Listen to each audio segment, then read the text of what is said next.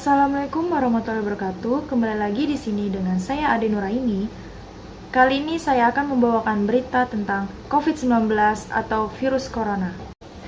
Di Indonesia ada 646,2 sekolah ditutup dari jenjang pendidikan PAUD sampai perguruan tinggi. Akibatnya, 68,8 juta siswa belajar di rumah dan 4,2 juta guru dan dosen mengajar dari rumah. Hasil survei yang dilakukan Kementerian Pendidikan dan Kebudayaan pada April 2020 menunjukkan 97,6% sekolah telah melaksanakan kegiatan belajar dari rumah. Hanya menyisakan 2,4% sekolah yang masih tetap menjalankan kegiatan belajar mengajar di instansi pendidikan. Dari 2,4% tersebut, sebanyak 30,8% sekolah tetap melakukan aktivitas belajar mengajar di sekolah karena belum adanya jaringan internet atau perangkat pendukung pelaksanaan belajar dari rumah. Kondisi ini biasa terjadi di daerah penduduk dengan kualitas jaringan internet yang buruk meski berada di pinggiran kota. Di Depok sedikitnya telah terjadi 25 kematian pasien COVID-19 di luar fasilitas kesehatan sejak Juni 2021.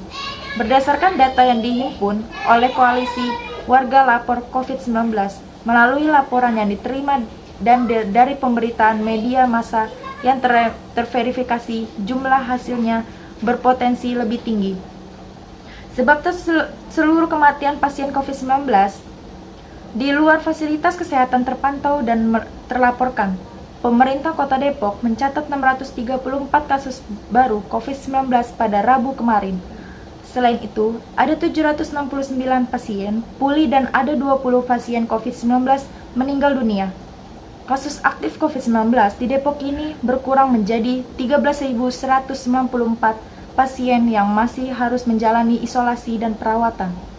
Tertinggi selama pandemi, Depok terjauh melampaui puncak gelombang pertama dari sejumlah kasus aktif.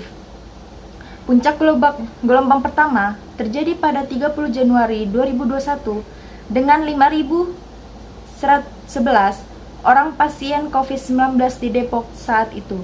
Sambungnya dari fenomena langkahnya masker, hand sanitizer hingga panic buying. Masker langka. Awal corona masuk Indonesia, masker sudah mulai langka. Kelangkaan masker semakin menjadi saat pemerintah menganjurkan warga memakai masker untuk menghindari penularan corona melalui droplet atau ketetesan pernapasan. Masker pun menjadi langka di mana-mana. Jikapun ada, harganya terbilang fantastis. Naik banget. Tiap minggu sih ada kenaikan dan kebetulan untuk di distributornya sendiri sekarang dibatasi, makanya harganya makin melambung. Awalnya mungkin bisa pesan di atas 10 atau 30 box, sekarang mungkin cuma dibatasi 5 atau 10 gitu.